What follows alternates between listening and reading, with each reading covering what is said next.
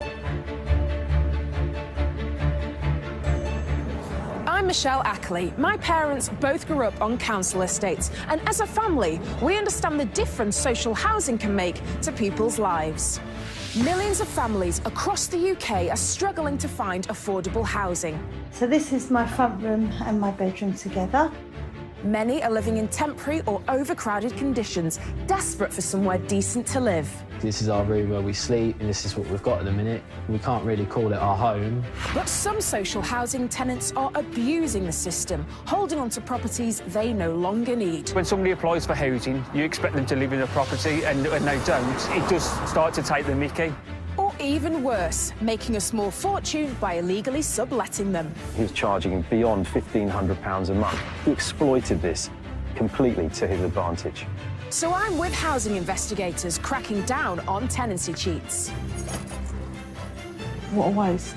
If you want to commit tenancy fraud, don't bother coming here. Reclaiming properties. I need to speak to you, please. They've seen an opportunity and they think they're not going to get caught. And giving them to families in genuine need. That's how a council house should be. It should be loved and looked after. This is Council House Crackdown. Today, an inside job as a council executive earning more than £50,000 a year attempts to unlawfully purchase a council property. I just cannot believe, even now, when I scrounged through this with you, that this guy really thought he was going to get away with it. A champagne-swigging couple claim homelessness to gain social housing while leading a secret jet-set life.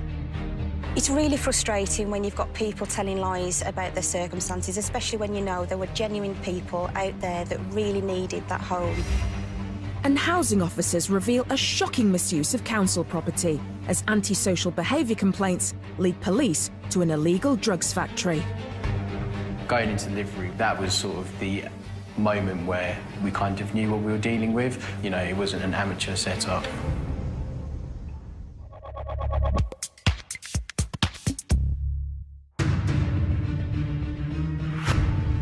Each year, social housing fraud costs the taxpayer more than £800 million. A total of 2,700 investigations into social housing tenancy fraud have been carried out over the last 12 months. Half of these cases involve illegal sublets. The rest involve other attempts to cheat the system, such as lying about your circumstances or making a false application for social housing.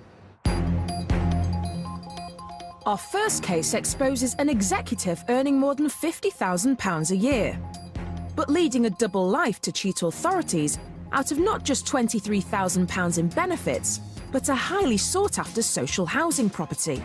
This is him. This is Charles Kamani Hahn. His deception began in the leafy suburb of Blackheath in South London.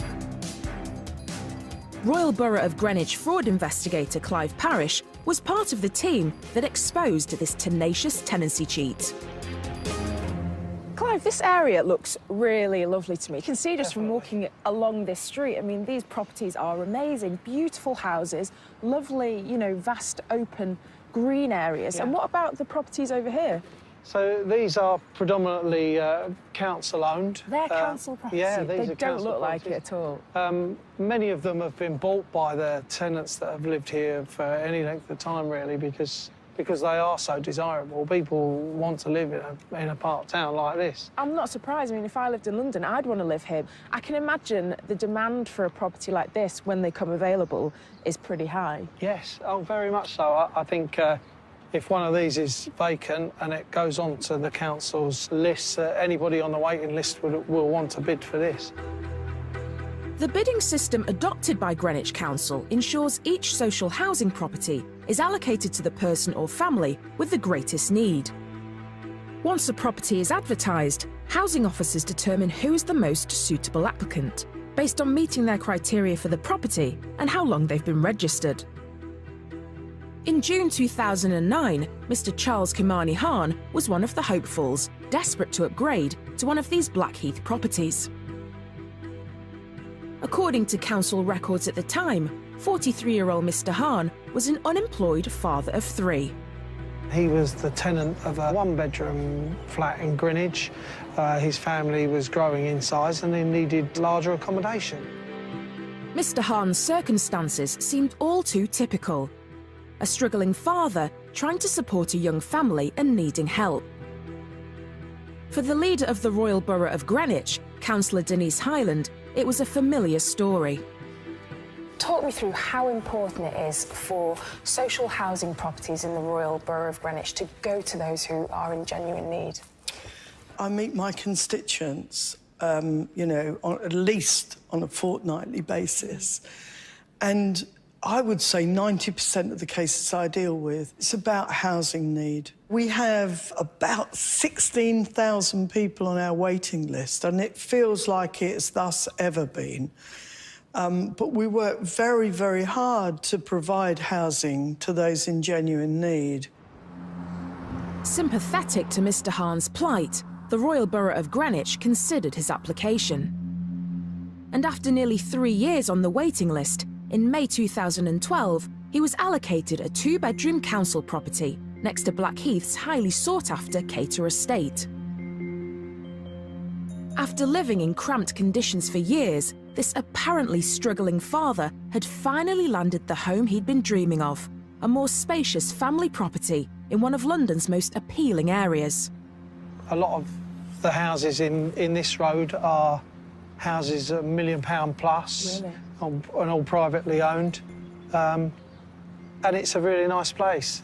People want to live here, you know. It's a part of South East London that is desirable. As far as the Royal Borough of Greenwich was concerned, it was a job well done. But just 1 month after Mr. Hahn moved into his property, he sent an application to the council that immediately rang alarm bells. Charles Hahn informed authorities that he wished to exercise his right to buy his new property. Under right to buy legislation, council tenants can buy their homes at a huge discount, in this case, more than £100,000. The idea is to encourage home ownership, but there's concern about diminishing social housing stock.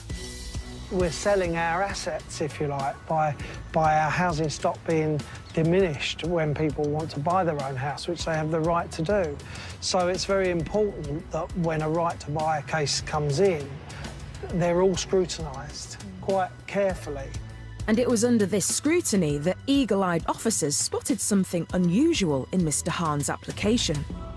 During the right to buy process, somebody has to produce evidence that they can get a mortgage, their mortgage offer letter, if you like. And Mr. Hahn's mortgage offer letter, when it arrived at the council, was addressed to him at an address in South Ockenden in Essex. The authorities immediately became suspicious. Officially, Charles Hahn was supposed to be a council tenant living in Blackheath. So why did his mortgage provider send him a letter to an address in Essex? Later, the shocking truth behind Charles Kamani Hahn's deception. We were astonished. I mean, we couldn't believe it. And emotions run high as the impact on the wider community hits home. I could cry for them, you know, because I don't... Sorry. Isn't that ridiculous? No, not in the slightest.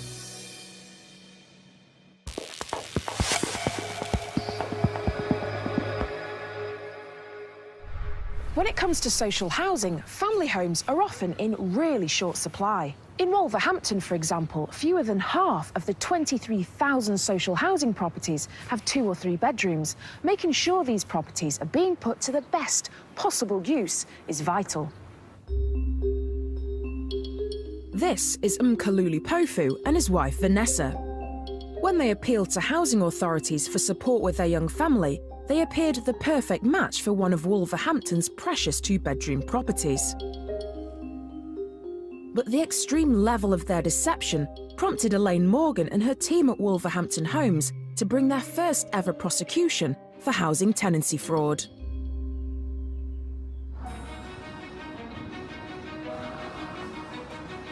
In Wolverhampton, there are nearly 9,000 households actively seeking social housing. This house here, it's a 2-bedroom house, good size. back garden, off-road parking, so it's ideal for families. Yes, very sought-after area. As fraud investigators for Wolverhampton Homes, Elaine and her colleague Louise Humphreys know just how difficult it can be for young families on the social housing waiting list. A lot of our applicants are very desperate for a home, and with this situation with housing in the UK at the moment, it's not very easy for people to get onto the property ladder anymore. The demand for social housing is very great. We deal with so many people who are desperate for housing and have no other means of being able to, to get housing, either by buying it or renting privately, because it's just not affordable for them. With demand for social housing in this part of the country at an all-time high, fraudulent tenancy claims can have a devastating effect. With social housing, it's designed for people in need, so it's not just something that should be available to people to come along and say, I want that house, I fancy living there. It should be for the people who genuinely need it.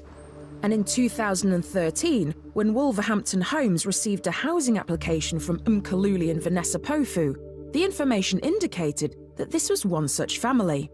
They claimed that they didn't have anywhere to live. They were staying with friends and they were sleeping on the floor with their child.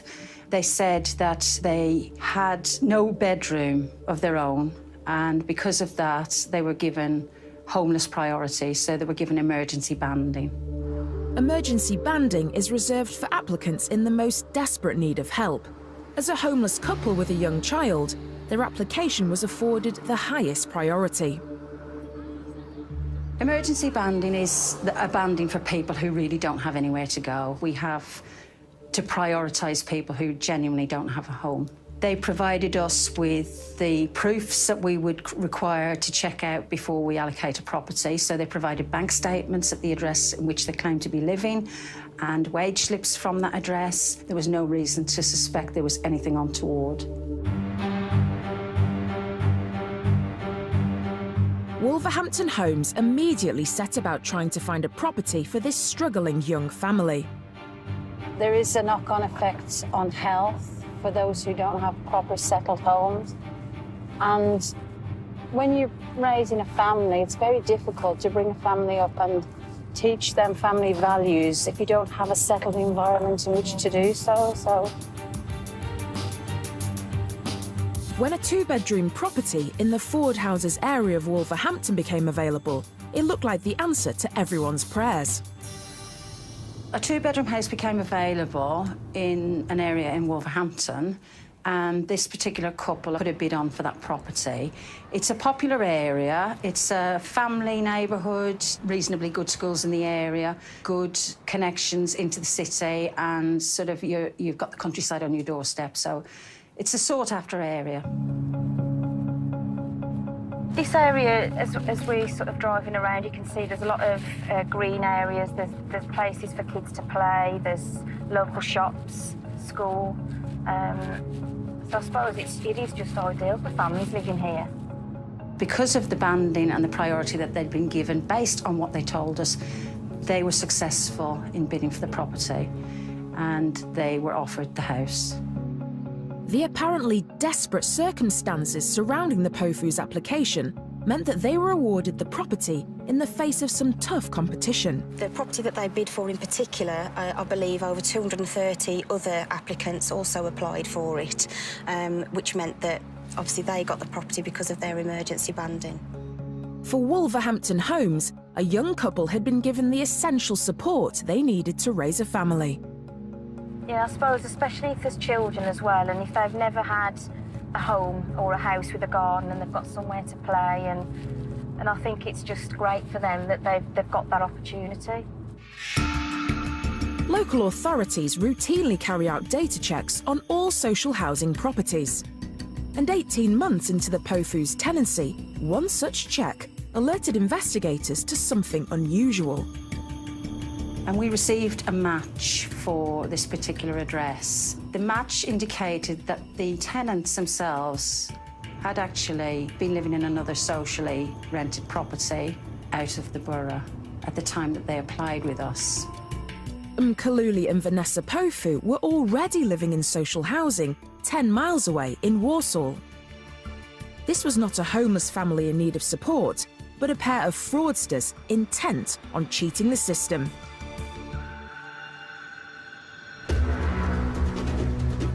Later. That is sickening. It just reinforces what we've always said. There is no such thing as a typical fraudster. Investigators learn the truth behind a shocking deception. They had completely lied. They were professional people. They quite openly posted photographs of themselves abroad, sipping champagne, travelling to various countries and living a jet-set lifestyle.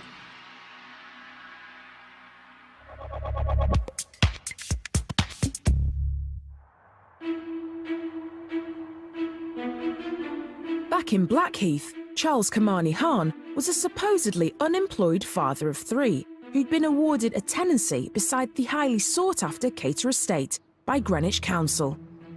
So these are predominantly council-owned. They're council property. Yeah, they don't look like it at all.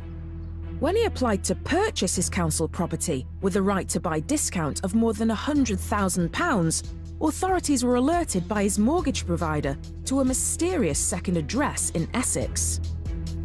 Charles Hahn, and then the address here in South Ockenden. In Greenwich, counter-fraud manager Nigel Brown's team of investigators have dealt with more than 2,000 cases of tenancy fraud in the last 2 years. When Charles Hahn's right to buy form landed on their desk, their suspicions were immediately aroused. So what is it that we can see from this document? As a result of putting the right to buy form in, he also provided us with details of his mortgage provider, because we asked them as a matter of course, how are you going to fund the property? So in this case, he provided a letter to us to tell us that he was going to get a mortgage, but inadvertently, we saw on this letter that it refers to the borrower, Mr. Charles Hahn, and then it's got an address here in Ackerley in South Ockenden, Essex. So this raised an alarm bell as to why is this on there? This would appear to be his home address. Investigators delved deeper to find out what connected a property in South Ockenden to Charles Kamani Hahn, one of their tenants, renting a council property in Blackheath. What they discovered was alarming.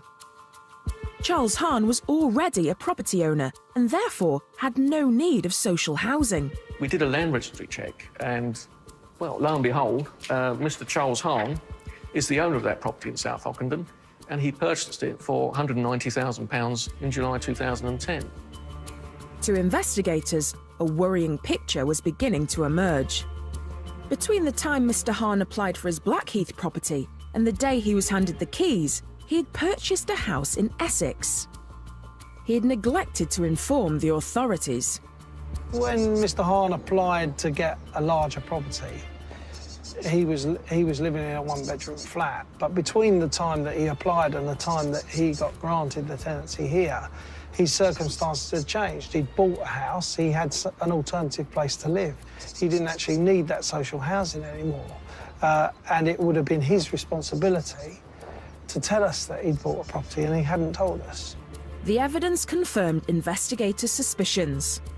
While applying to rent a highly sought-after council property in Blackheath, Charles Kamani Hahn already owned another house. This was fraud. Investigators decided to take a closer look into Mr. Hahn's background and began to uncover an extraordinary double life. Mr. Hahn had been claiming benefit for a number of years as an unemployed person or as a person who was sick, but what we actually found was that he had full-time jobs. He was working as a consultant. He was a health and safety executive at another local authority in London, the London Borough of Hammersmith and Fulham. Oh, my gosh. And was actually quite a high earner. So he was working within the council? Yes, within another council, yes.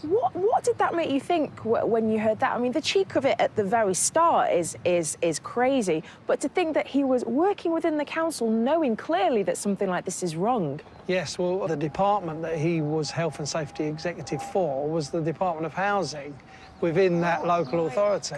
So he must have had an idea about everything about what social housing was about and the importance of it. When you saw this information, what did you think? You must have been shocked. Yeah, really quite shocked. And it was sort of far-reaching. It had gone back quite a few years. Yeah, it was quite surprising.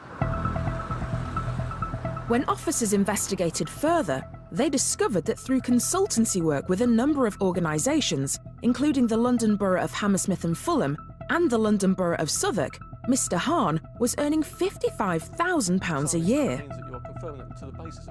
And all the while claiming to be unemployed and in receipt of thousands of pounds in benefits. It wasn't just the right to buy and the tenancy fraud that was an issue for us now. It was also the fact that he'd been on unemployment benefit, or employment support allowance, as it's now called, claiming to be an unemployed male whilst working and earning £55,000 a year in the council. Not only that, we found that he'd also defrauded us on housing benefit, because at some point he'd claimed benefit from the council property that we had given him and never declared again that he was working. So we always thought and had evidence to show that he was an unemployed male. Charles Kamani Hahn had deliberately withheld information about his change of circumstances, information he knew would have led to his application for social housing being rejected. Looking at all this evidence, you can see it's a man who's been incredibly deceptive, but very methodical and systematic with the whole thing. Yes, I mean, for a few years he pretended to be a man, unemployed male, with family who needed help and assistance from the council. We ourselves have ordered him a housing benefit, which we've overpaid him £23,000 as a result of his fraud. Yet this was a man that's living a double life, earning £55,000 a year as an executive of a local council.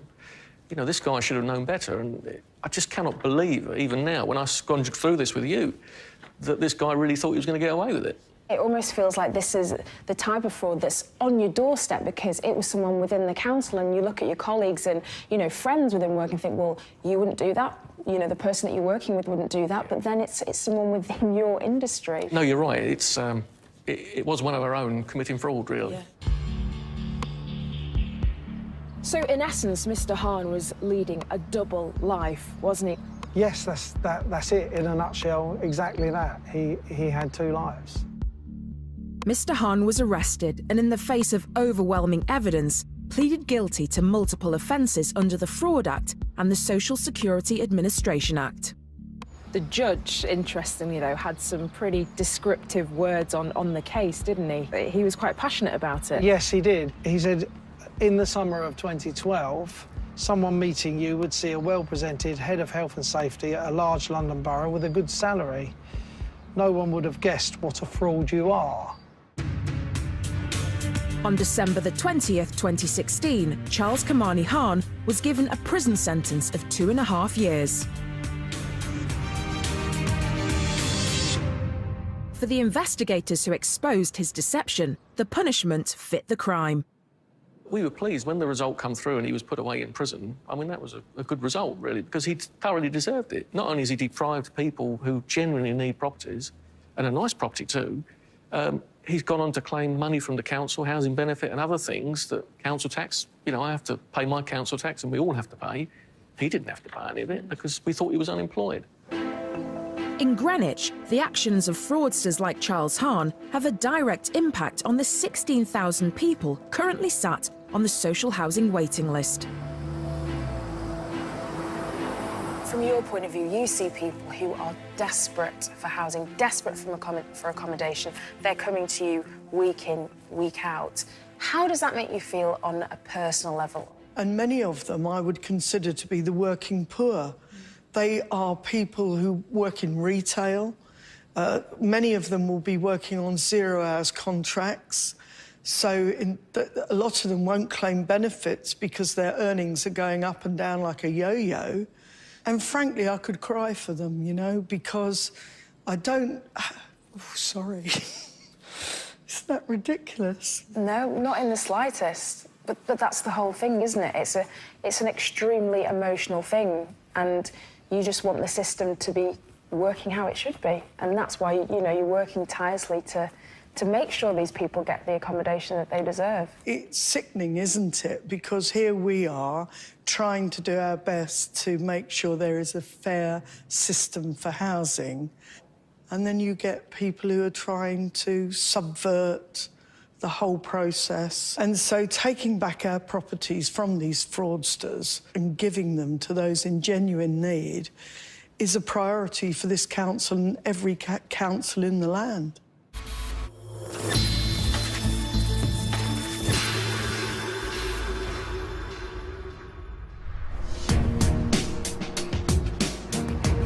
With the demand for council properties on the increase, it is now more important than ever to crack down on the fraudsters. 20 miles north of Greenwich, in the London borough of Havering, almost 10% of the population live in poor or overcrowded conditions. That's more than 9,000 households. More and more people are struggling to be able to get a property and support themselves in private rented accommodation. And so, as a borough, we are responsible for, providing social housing where appropriate. It's fraud investigator Zed Eagling Rana's job to make sure that Havering's precious stock of social housing doesn't fall foul of the fraudsters. We need to make sure that people aren't abusing the system. It is in place for people that are in need, and it needs to be allocated where appropriate. Where it's not, we need to obviously, that's where our job comes into place, and we take great pride in finding out where people are abusing the system, and if we can rectify that and so it's allocated to those that do actually genuinely need it. Havering fraud investigators work closely with the police, sharing information to help crack down on the illegal use of council properties. And in April 2016, they received information concerning a potential shocking misuse of one of their flats. We explained to the police force exactly what kind of things we're looking for in terms of, people not living at their properties, in council tenants. Now, at this point, they actually had a case already on the tip of their tongue, so they actually explained to us about a warrant that they'd had granted by the courts to enter a property for cannabis cultivation, and with that, they suspected that the tenant actually wasn't living at the property either. Zed and his team checked their tenancy records ahead of the police raid. So this is a one-bedroom property. So it's the top floor of a block of flats. It's a perfect flat for an individual or a couple. The tenant was there for 13 years. To the best of the council's knowledge, the tenant was living there. There'd been complaints about antisocial behaviour at the property, so when the police executed the warrant, Zed decided to join them. Often where we are trying to get hold of tenants, they're just not home. That's because they're living their normal lives. And so in this occasion, where we suspected, and actually the police suspected that the tenant wasn't living at the property, it was a perfect opportunity to actually go to the property and see what the circumstances were. We made all the checks that we thought were necessary to ensure our safety. Ultimately, we're going there for a drug warrant, not knowing what's behind that door.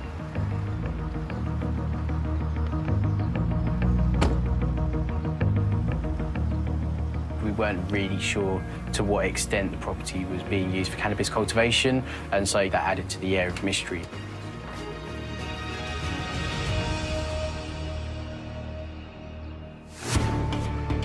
By the time the police arrived, the tenant had long since vanished. To get inside the flat, they first had to deal with an iron gate barring their way. Yep, so as you can see, the iron gate is here that the police removed from the property. Could be a whole array of things, but as it might imply that they want to be locked away from the world for whatever reason that may be. The big part of it was anticipation in terms of, well, OK, we've got the gate off, we're about to go in, and what are the police going to find? Nothing could prepare Zed for the sight that greeted him once police finally got into the flat. A council property intended for someone in need of social housing had been converted into a cannabis manufacturing plant. When we initially went in, there was lots of what appeared to be cannabis residue all over the floor. The smell was dire. We could see on the back of the actual front door itself, they'd put a sort of makeshift black bin bag over the top and sellotaped it down to sort of probably prevent any sort of smell from leaking out. Going into the living room, that was sort of the moment where we kind of knew what we were dealing with. All the cannabis is actually being cropped, actually being removed from the property, but definitely not used as someone's regular living room. The walls were layered with foil to keep the heat in. There were fans and infrared lights. Holes had been drilled into the walls to access the main power supply. This was a professional job. The damage to the property in terms of being able to facilitate this was phenomenal. And here is where you can see, you know, the actual electricity that was being extracted for that. And then finally, the main clincher for us and the reason why we were there is the bedroom, and I can actually set foot into the bedroom properly. And so the photo I've got just demonstrates, you know, well, you know, there's no bed, it's being used as a sort of set-up area. I would highly doubt someone was sleeping in there. When you're going to someone's property, even if it's privately let, you're expecting a home to be there, someone's home that they live in, and to go in and find, you know, a foiled up room with fans and electricity being, you know, extracted, it's not what you're expecting. The Borough of Havering repossessed the flat and restored it to its previous condition, costing thousands of pounds. Once the keys were handed back and we took full possession of the property, we turned it back around, refurbished it, and got it back up to a standard that was able to be relet. And, you know, since it's had a new tenant put in there, and, you know, hopefully they're enjoying the property for its actual proper use. The tenants responsible for converting the flat into a cannabis factory have yet to be traced.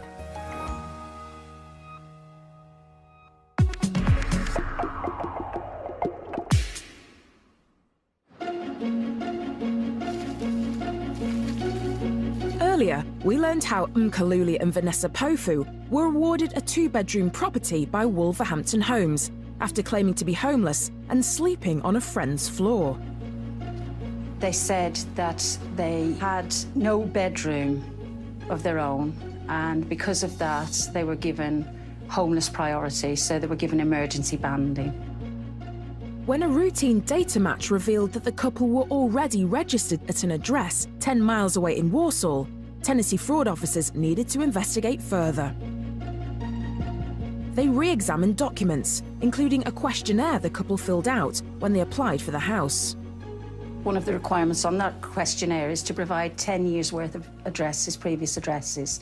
We looked at the 10 years' worth of addresses that they provided, and there were so many of them, they had to continue on a blank sheet. At first glance, it appeared that the couple had comprehensively listed every property they'd lived in for the past decade. But tellingly, the address in Walsall was missing. Either the council's database was inaccurate, or Ackerley and Vanessa Pofu had withheld the truth. A quick check with the Housing Association in Walsall confirmed their suspicions. They confirmed that they'd actually had the tenancy with them for quite a while, and they were living there, not in Wolverhampton where they claimed to be living. Once we discovered that they'd already had a tenancy in another borough, we contacted the Housing Association, who they were the tenants of, and asked if there was any particular reason as to why they couldn't have lived at that property. The Housing Association confirmed that there was no legitimate reason why the couple couldn't remain in Walsall.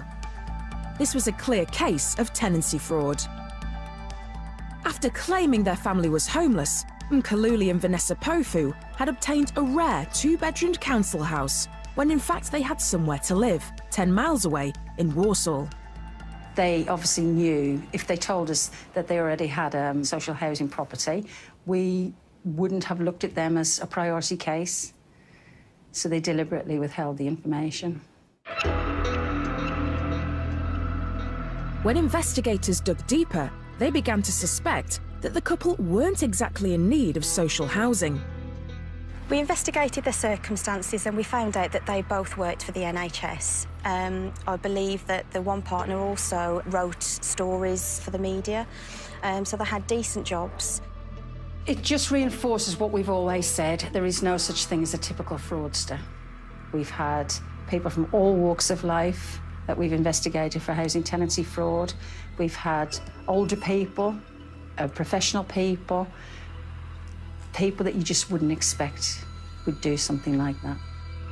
The couple had already withheld vital information on their tenancy application. Investigators decided to take a closer look at the POFUs. We started to look at them on any social media sites we could find that they were on, and just generally have a look at their lifestyle. And when investigators examined the couple's online profile, they were surprised by their lifestyle. Looking at their social media profiles, it showed them it seemed to be travelling a lot, had a decent car.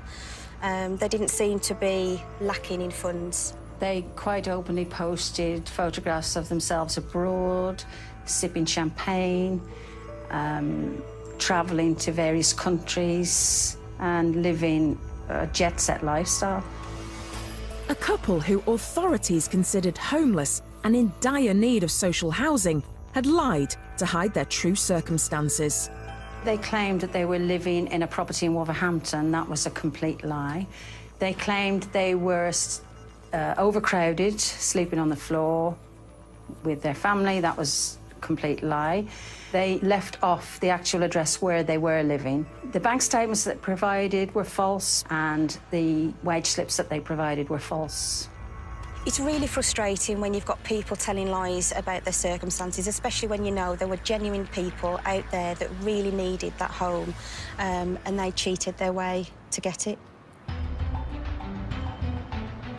The extreme nature of the couple's fraud was enough for investigators to take unprecedented action. On November the 12th, 2013, Mkaluli and Vanessa Pofu appeared before Wolverhampton magistrates, accused of tenancy fraud. It was very significant for us. It was the first prosecution case that we had ever dealt with. So it was a big learning curve for us about how we had to go about obtaining the evidence, putting the evidence together, and going forward to magistrates' court.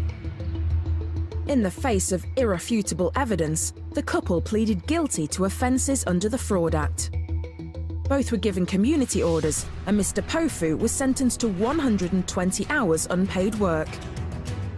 The couple have now handed the keys back and moved overseas. We felt it was important to deal with it in this case, to make an example that we just won't tolerate people committing housing tenancy fraud. Since the couple's conviction, the property has been re-let to another family on the social housing waiting list.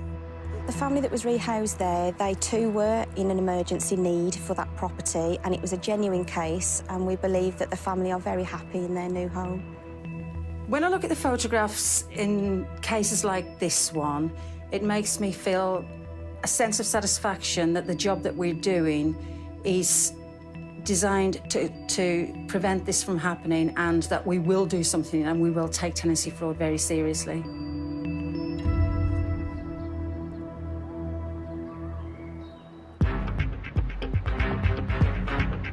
Wolverhampton Homes have uncovered a total of 320 cases of tenancy fraud, including unlawful sublets and false applications. How I describe people that do commit fraud and to get on, to get into council properties, I'm afraid I'm just absolutely disgusted with them. People who are abusing the system by saying they're homeless, saying they're sleeping on a friend's couch, it's terrible, because it is stealing away the properties from the people who do genuinely need it, who are genuinely homeless. I would shop a friend or a colleague if they were committing fraud. Because there are housing fraud in particular, because there are people out there who desperately need housing. Young families on the street. Thanks to the tireless work of fraud investigators, precious family homes are being reclaimed from tenancy cheats and re-let to people for whom a home will make the world of difference. This is Jenny Jones from Wolverhampton and her daughter Millie. Jenny was on the social housing waiting list for 6 months, sleeping on an airbed in her parents' dining room. So you were on the housing waiting list for 6 months. Just describe to me what it was like for you and your family in those darkest moments. I felt ashamed that things had got to that point and I hadn't been able to things were out of my control. I felt like I had nothing of my own. That I was relying on my parents, and it come to the fact that I was sleeping on an airbed. How did this property come about in the end? Well, I'd bid on the property and I hadn't come top of the list for it. And then about 3 weeks after the bidding for the property had ended, I had a call from the lettings team to say that for whatever reason the person who was before me didn't want the property and I was next for it. How did you feel? I cried with them. I was so happy I cried. I think I made the guy on the phone feel slightly awkward, but I was just so happy. I just ran to my mum and dad saying, you know, I've got one, I've got one. What does it mean to you now, Jenny, to have a place that you and Millie can call your home? It means everything. It means everything to me. It's ours. It's our little place. It's where we can come back to if we've had a hard day at work, a hard day at school, somewhere where we can be happy and where we can make memories and I can watch her grow up. And to have my own responsibilities, I enjoy it. I enjoy taking responsibility for paying the bills and to know that I've paid those bills. You know, that's mine now. I own it. This is mine. It just does wonders for your self-esteem, I think, to know that you've got that place, that nobody else is, just yours. Well, it's lovely to see someone who obviously did need it, like yourself, in a lovely property, and it'd be great to have a little look around. Okay, yes. This is the lounge. It's a great space, isn't it? Feels like a proper home. Yeah, I do try to make it nice and homely. Would you like to sit upstairs? And here is Millie's room. Oh, now this is lovely. It's just lovely and colourful. Yes, it's her space. That's it, it's her space. I bet she has great fun in here. Oh, she does, she does. So, yeah, she normally has all her toys everywhere, and it's just somewhere where she could come after school or when she gets up in the morning and just create her own little world and her own little stories in here. And it's a good size space for as she gets older. I did think that as well, as she does get older and she wants less space for toys and more space for wardrobes and TVs. That's it. Those girls like a good wardrobe. So it is a really good size. Yeah. For Jenny, social housing meant more than just a roof over her head. It also provided a new direction professionally. To gain a council property has changed my life immensely. So not only has it got me and Millie out of a terrible situation, and it's meant that we've had a place of our own, but it's also opened up opportunities of work to me. So I was able to gain employment with the council, so I now work for them, and I help other tenants get back into work like they did with me. To give me a home, my daughter a home, a roof over our head, and then to give me a job where I can support myself and my daughter, I will be eternally grateful. It's my fresh start, my new chapter. It's everything that a mother would want for her child. It symbolises so much more than just somewhere to live. Social housing can make a real, tangible difference to people's lives, and that's why the work of housing investigators is so vitally important as they track down on tenancy cheats, reclaim properties, and give them to people who really need them.